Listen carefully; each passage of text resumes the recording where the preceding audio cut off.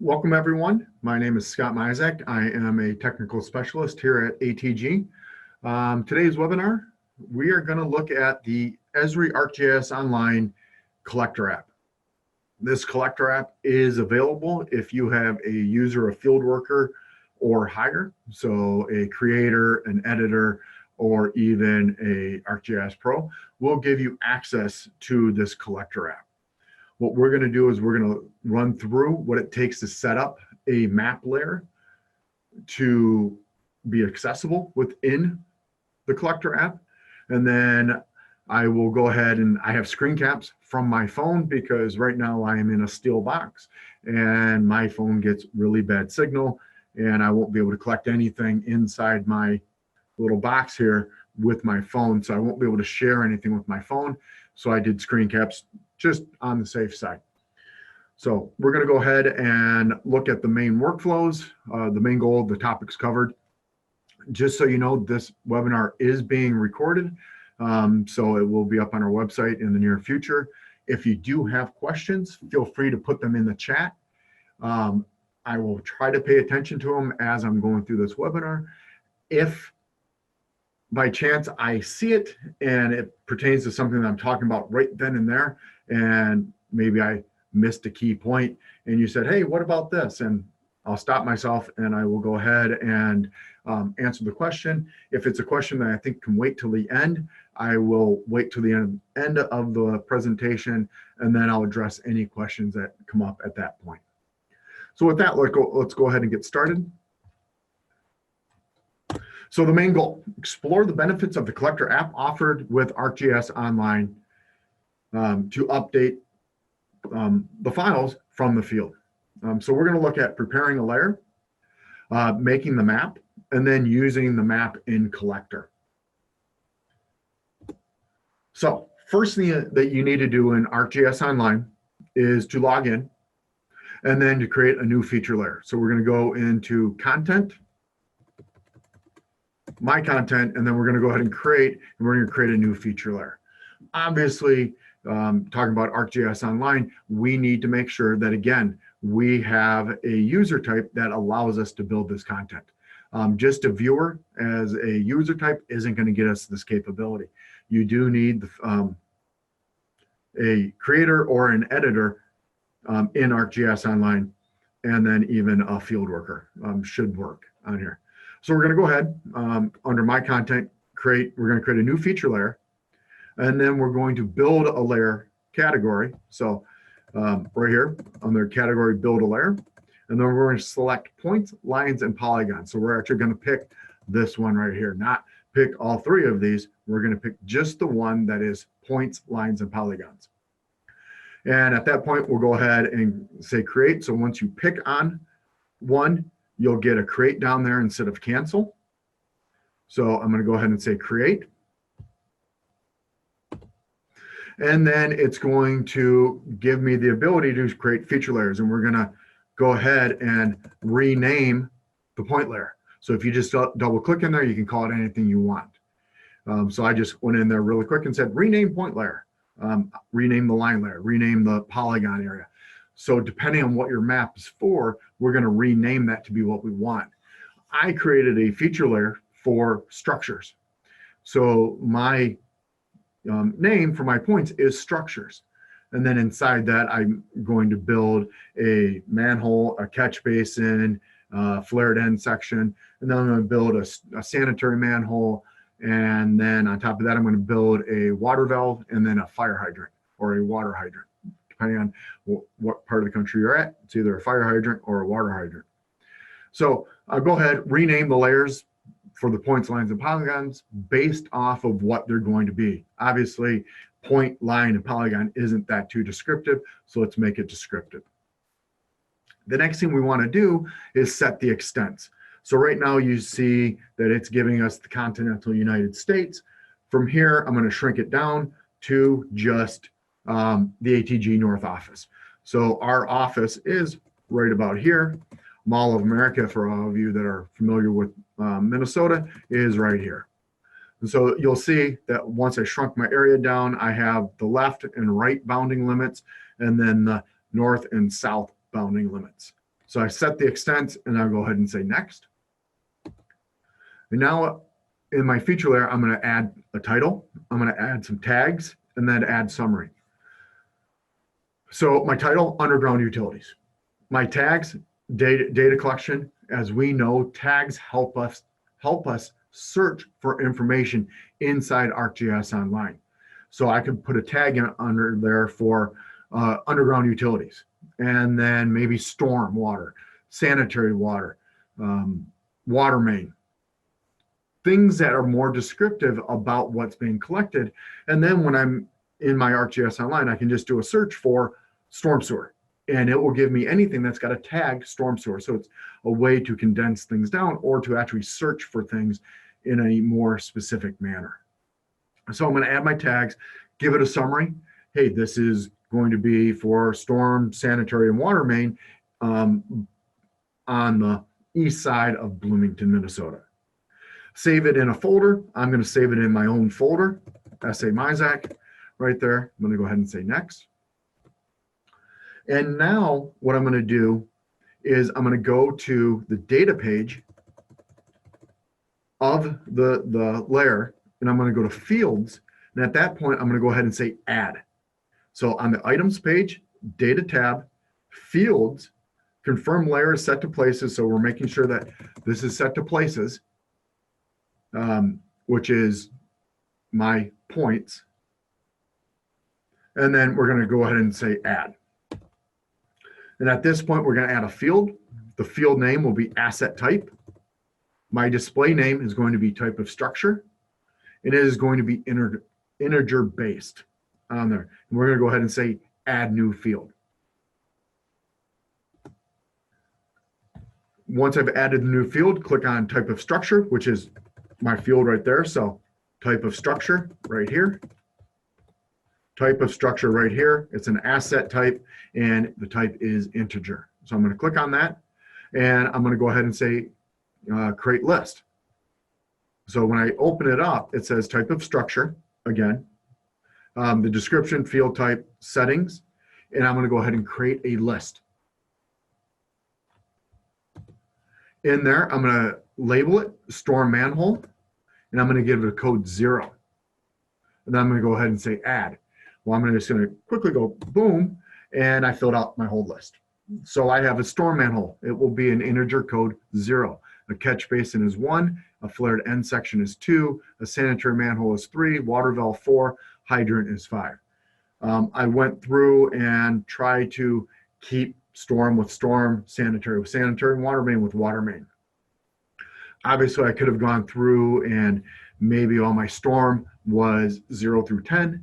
Or 0 through 100, and then sanitary was 100 through 200, and water main was 300 through, or 200 through 300. Just keep things grouped together, makes things a little bit easier. So I've gone through, I've created a label and a code for all the features that I need. So now I'm going to go in and I'm going to add another field on here. So still back on the data fields, I'm going to go ahead and say add. Again, making sure that in this case, layer places is selected. And this time I'm going to add a field name called notes, display name notes, and this time it's going to be a string. So this is going to be characters. This is going to allow my field guys out in the field to enter a description of the structure that they shoot. And it's giving me the ability to put in 256 characters. Hopefully these guys aren't putting in more than 256 characters because if they are, they may be spending too much time typing than just collecting the data. I do have the ability to put in a default value right there. So maybe I want to have it defaulted to existing structure or something. Allow no values? Yes, that just means that I'm not forced to put in a description. So field name notes, display name notes, type string. Back on in ArcGIS Online, when we go back to our layers, we will see open in, export to, time settings, enable attachments, service URL, metadata. So if you see enable attachments, that actually means that it's disabled currently. So you need to click on that. So we'll actually say disable attachments. What that allows us to do is have our workers take pictures in the field. So I can go ahead and I can come up to a manhole, take a picture of it, and state that it's a storm manhole with a north invert of 8.5, south invert of 8.6. And here's the condition, both the lid and then maybe inside the barrel. But taking pictures is a lot easier than typing in more than 256 characters. So pictures, again, worth 1,000 words. So after I've enabled attachments for all my layers on here, I'm going to go ahead and open this layer in a new map. So what I'm doing is I'm building this from scratch, but I can very easily do this in an existing layer. So I have a layer already for all the storm structures in the city of Bloomington in my area by my office. I could come in and do all this for that layer. So now my guys can go out in the field and collect that data. So I'm going to open up the layer in a new map. So overview, open in map, and I'm going to say add to new map. Again, I could come in and add it to an existing map, but I'm going to say new map. Once I open it up, I'm going to save it, give it a title, tag, summary, folder location, just like before. Title, underground utilities. I got a couple more tags in here. Collector, storm sanitary water. Again, a good summary on here. East side of Bloomington, or a specific location in Bloomington where I'm collecting all this data instead of just nothing. And then again, the save in folder is in my SA Mizsak location.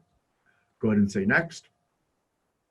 Next thing we want to do is we want to rename our layers. So instead of it saying underground utilities places, underground utility lines, underground utility polygons, I'm going to go ahead and rename my layers and change the styles. So first I went through and renamed it, and you can see that it's now called structures. I didn't rename the lines or polygons for the sake of this webinar, but the concept is the same. Click on the more icon, rename, click on the more icon, rename, click on the more icon, rename. So now I'm going to go ahead and change the styles. So I click on the circle, square, triangle to change the style, and I want to set the attribute based off of the type of structure on there. Type options is I can go into the utility stormwater and I can select an icon. So what that will do is it will give me a specific icon for a storm manhole, and then a different one for my catch basin, and a different one for the water valve and the hydrant and things like that. Or you can just go ahead and you can just accept the default of just a colored circle. And that, whoops, sorry about that. And that's what I did right here. My catch basins are going to be red. My flared end sections are going to be blue, hydrants, green, sanitary, purple, storm, orange, and then a water valve is going to be yellow. So those are the values that I'm going to pick.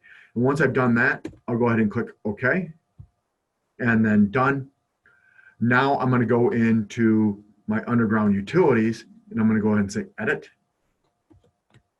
Click the manage at the bottom, and then save changes. So what this did was it updated everything. So now in my map, anytime I drop in a catch basin, it will be red. So from here, I'm actually going to now jump inside the collector app. So I'm going to show you some screen caps of my phone, and I'm going to walk through the process of collecting that data. So inside the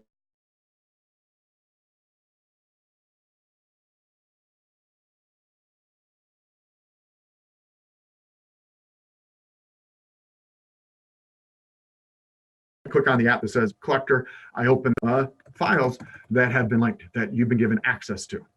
So here is my drawing created, underground utilities. There's an Esri Day 2, some parks, there's Scott's map, other maps I've gone in and I've played with.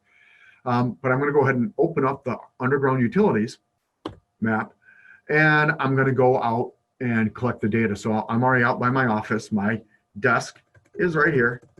So I'm in the back parking lot right now, and there is a catch basin right in that vicinity. So the first thing I want to do is locate a structure, whether it be storm, sanitary, or water main. I do want to note the GPS accuracy on there. Right now I am plus or minus 16 feet. With my phone, I had an old iPhone 6 at the time. So my GPS wasn't the best. Plus I was behind a building, so it wasn't that good. But the tighter the accuracy, the tighter the capabilities of getting even more survey grade quality is available.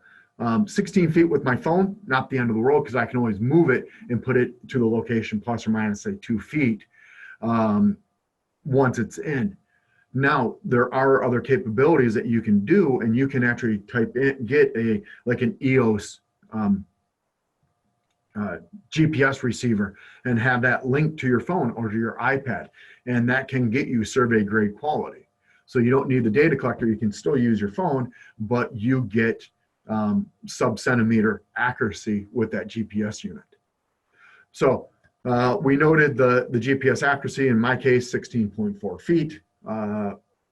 We hit the plus icon down at the bottom to capture the data, and now it comes in and says, hey, all right, you found something. What is it? So down at the bottom, right here, it says type of structure. And I come in and I give it a selection of one of my lists.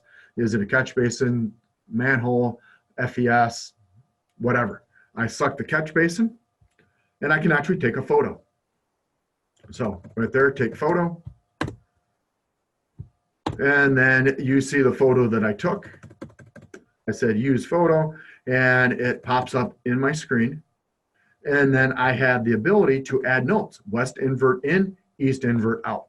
Little vague on that, but maybe that's all I was worried about. I wasn't worried about the depth. I just needed to show pictures and where are the pipes? How many pipes are coming into this? And are they ins or are they out? Something along that line. So I see my places. I get a lat long on there. I get an image. I get the type of structure, and I get a west invert or east invert. And at that point, I'm going to hit submit or cancel. If I accidentally took a picture or I hit the plus sign by mistake, cancel. But in this case, I'm going to go ahead and hit submit. And it shows up not only on my collector app, but also near instantaneously back in ArcGIS Online. So this is actually back in ArcGIS Online on my desktop. And as soon as I dropped that point in and said submit, obviously that information has to go from my phone back to Esri, and then Esri back to my computer. So again, not instantaneously, but it's pretty darn quick. Couple seconds on there. So as my guys are collecting data, I can see it come in. The nice thing about this is I have the ability to click on the structure and I see, hey, it's a catch basin. So maybe I'm not familiar with the color coding yet, but I can click on it, I see that it is a catch basin, west invert in, east invert out. I can click on the photo, and then I can go ahead and close it. So if I click on the photo, it shows me the picture in ArcGIS Online. And then I also have the ability to actually move it. So maybe I know that this is 2 feet behind sidewalk and 3 feet from a tree. So I can come in, and because my accuracy was 16 feet, I can go ahead and move it. I can move it in the collector app, and I can move it in ArcGIS Online. So what I want to do really quick is I want to walk through the steps of creating this in ArcGIS Online again. So I'm going to jump out to my ArcGIS Online. And the first thing I did was I signed in. So you see that I am signed in right there. So I'm going to go to content, my content. I'm going to go ahead and create a brand new layer, a feature layer in this case. So feature layer, I'm going to build a layer, and I'm going to use point, lines, and polygons. Again, there's my create. I'm going to go ahead and say create. And now I'm going to go ahead and call this structures, lines, will be pipes. And then maybe I might have a polygon area. So I'm not really probably going to shoot a watershed with any of this, but maybe I might call it wetlands. Maybe my polygon, my area is a wetland, or maybe there is a low point in the parking lot, because I can tell because there are the dirt marks from when water collected and then evaporated and then didn't just run off. So maybe I want to shoot low points in the parking lot. It depends on your project. So I'm going to go ahead and say next. Excuse me. And select my location. I'm going to zoom in to Minnesota here again. Pick my area of interest, get to Bloomington, get to my office. So again, my office is right about there. And I'm going to go ahead and say next. Give it a title. Utilities. Data collection, I can add more tags. I only had the one tag before. Sanitary. You can see that because I already had a sanitary tag once, it actually allowed me to use it again. So consistency, maybe I had all capital letters for storm. Once I start typing, it's going to give me those abilities. And then we want to know what year we had collected this data, so 2019. On their side, added some tags, summary, Bloomington, Minnesota, 34th Avenue, and American Boulevard. There we go. Save in folder, SA Mizsak. Going to go ahead and say done. The feature titled Utilities is already available. Please choose the different titles. Okay, Utilities, webinar. Nice check there. I accidentally called something twice. It's going to go ahead and create that feature layer.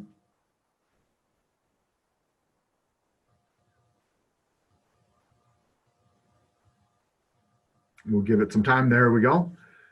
It's now loading. And now here are my information. So now what I want to do is I want to come in and make sure that, well, structures is disabled, which means I am able to take pictures on there. If I go to my data tab, then fields, I want to make sure that structures is selected. And at this point, I want to come through and I want to come in and say add. So I'm going to go ahead and say add, a field name, asset type, display name. This is what's going to be displayed in my collector app. So this is type of structure. Make sure I can spell. And the type is going to be integer. I'm going to go ahead and say add new field. And now I have type of structure down here. You can see other information that I have based off of a point is object ID, global ID, creation date, creator, that other information. But now if I click on type of structure, I can come in and say create list.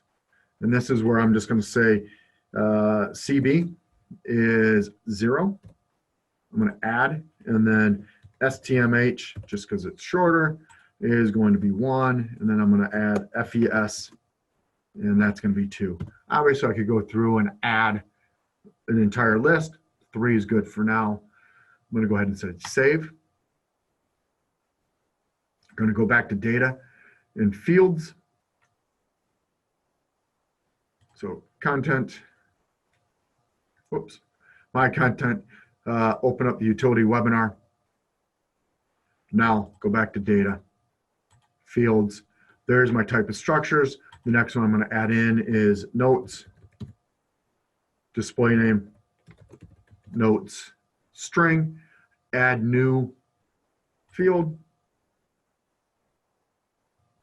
And now it's in there. I don't need to add a list to notes. It's just in there. So now I can come back to my list of data again. So I just always go to content, my content, open it back up. And I can say open in map. And I meant to hit the down arrow. So we'll go ahead and say back. Add to new map. Came in, instantly found my area of interest based off of its bounding limits. So now the first thing I want to do is I want to save the map because I want to make sure that I don't screw anything up. So we'll come in and say Bloomington underground utilities.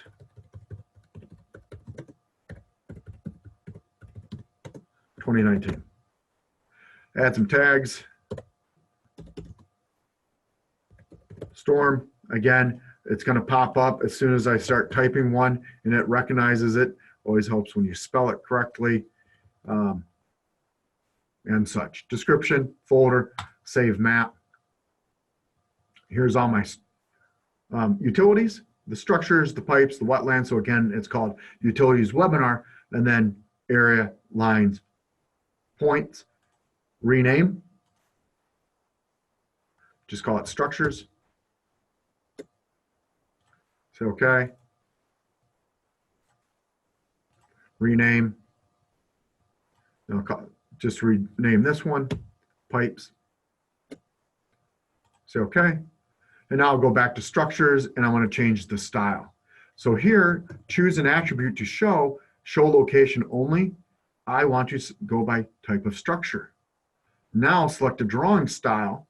I can come in and actually say options right here. Or I can accept the defaults right here that catch basins are red, FESs are blue, and storm manholes are green. If I come into options, I have the ability to switch the display of it.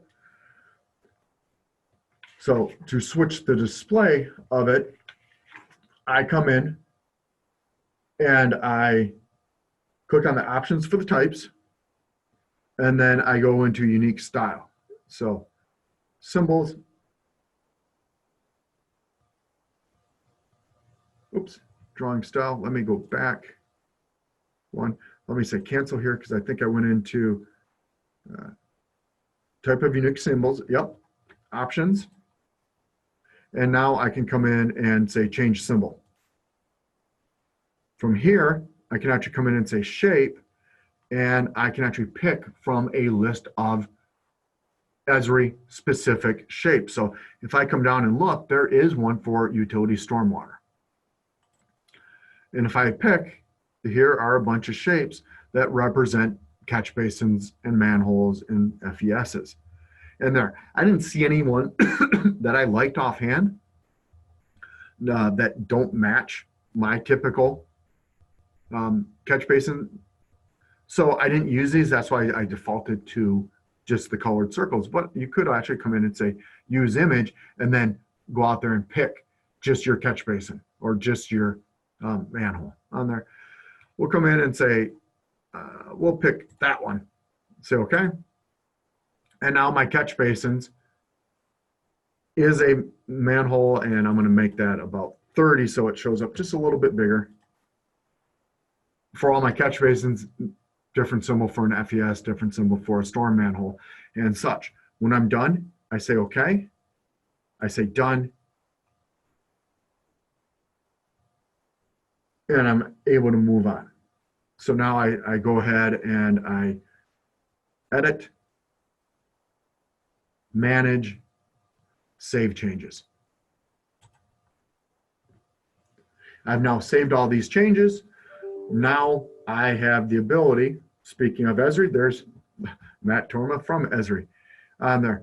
Now I have the ability to go out on my phone, open up this map, and start plugging in information. Just get close. I'll zoom in. So there is my building right there, and I actually shot a manhole or a catch basin right there in my PowerPoint. I drop it in with my phone and it comes in and says, oh, there it is. With that being said, let me actually come in and go back to my save. Oops. Save that. So now I want to come back to my map. If I remember to save my map, add details, base map. Nope. I'm trying to get back to my home content. There we go. And there is my underground. Here is my web map for underground utilities. So this is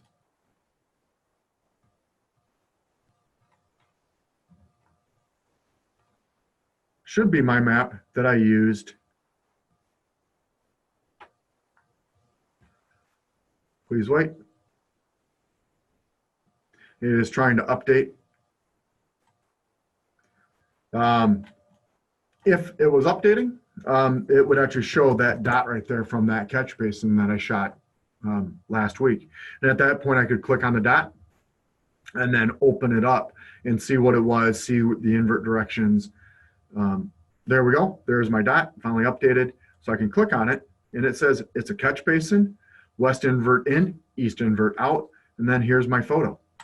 I can click on the photo, and there is the photo that I used for that data collection. I may come back and say, no, nope, nope. I looked at the quality of the shot. Let me click on that again. And I can see edit, get directions, see when it was collected. And I can say, nope, it's not really there. It's actually, come on, it's not letting me move it. I have the ability to move, edit. It's right on the corner of that building, right there. So now I moved it, it's in the right location. So you're dealing with a fire hydrant that's right here on the corner, and because of your quality of your GPS unit, it may have put it 10 feet away on there. This will, you're allowed to move it, put it in the right spot. That's taking surveying data with my phone. Again, use EOS information, GPS units that will hook up to your phone, and you can get sub-centimeter quality. Bring out a prism pole with you to plumb up, and you get even better quality. But if I'm just going out trying to just locate water valves or manholes, and I plus or minus 3 feet is good enough, because all I'm doing is getting a basic underground inventory. Just use your phone and then manipulate it once it's back in the office. You might have a manhole that you thought it was on the north side of the street, but is actually on the south side of the street, because the design was to put it on the one side, but they found out later that there was some undocumented underground utilities, so it was forced to move to the other side of the road. But the as-built never noted that, because the as-built were never completed. And so the collector app, it goes out there, it allows you to collect data that you choose to be worthy, and have it automatically update in the ArcGIS Online app. The nice thing about this is this online map that I've created, I can now actually bring in to Civil 3D 2020 with the 2020.1 update. So now I have dynamic linking with ArcGIS Online and the Collector app, and I also have dynamic linking with the ArcGIS Online and Civil 3D 2020.1. So now my field guys can collect data. In the field, it updates automatically, well, near automatically in online, and then in Civil 3D. So it doesn't automatically update in Civil 3D. You get the warning, hey, there's new stuff out there. Do you want to update? Or you just come in and manually say, hey, update. So Civil 3D 2020 allows the ArcGIS Online to interact directly with Civil 3D. For that to happen, you have to have ArcGIS Online users, whether it be field worker, creator, editor, or pro on there. With all that, you have that dynamic link between the two. So with that, I'm going to open it up to questions. Any questions about the Collector app? Yes, I apologize for not doing a live demo with it, but I'm in a still box and my cellular wouldn't even work. I wouldn't even get any GPS quality, and nobody wanted to go outside in 10-degree weather just to take pictures when I told them to. So any questions about the Collector app, about how to set up a map in online, and then how they're interactive back and forth? While I'm waiting for any questions to come in, I'll go ahead and jump to the next slide. And what we have is upcoming webinars. We have a webinar this Thursday at 3:30 Central Time, talking about the Civil 3D collaboration with BIM 360. We now have the ability to store our data shortcut working folder in BIM 360. What this allows is you can invite people to your project and you don't have to invite them behind your firewall. I can store all this information in the cloud, and now they can access the data shortcuts from the cloud. They can X-reference the drawings from the cloud. So it doesn't matter if you're in the same firm, just different offices, or if you're in different firms, or if you're in different countries, you have the ability to collaborate using BIM 360 with the data shortcut folders and all that. There is Civil Express Tools, November 18th, so Monday at noon, talking about the new pipe designer, the new workflows behind it. Another Express Tools on Thursday the 21st, talking about the tabulation workflows within Data Wizard. CTC software has made some advancements with the Data Wizard on what it can collect and how it can collect. Two good webinars that if you're using the tools already, highly recommend you watch. And then we're doing another Esri webinar on December 10th, talking about the operations dashboard. How do I produce my data that is technical, but have it display to someone who isn't technical? So those are 4 webinars that are coming up over the next month that are infrastructure based. I highly recommend that you go ahead and watch them. I'm doing the Civil 3D one, collaboration with BIM 360. Jason Artley is doing the Express Tools with Data Wizard and the Esri dashboards, and then Kyle Groves is doing the Pipe Designer. So 4 good webinars, and then upcoming events. Autodesk University is next week. If you're there, I'll be there. Come by, stop by our booth. And our booth, AE 414.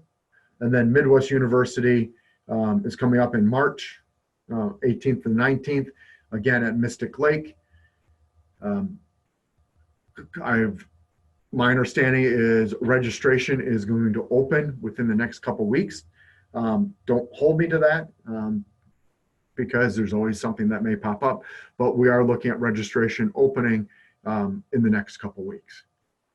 I did have one question that said, will you cover how to bring data into Civil 3D using the connector for ArcGIS? Doug, I will not be doing that today. That will actually be another webinar for me, probably in January, just for the fact that my December is already pretty well booked. But we will be doing a webinar specifically on that, showing, hey, how do you create something in ArcGIS Online, bring it into Civil 3D, and then the dynamics capabilities of both. Hey, let's update it in Civil, let's update it in Online and show how it works. So that is for another webinar, but it is on our list and it is the next topic to cover. So if there aren't any other questions, I thank everyone for attending. That's all I have for you today.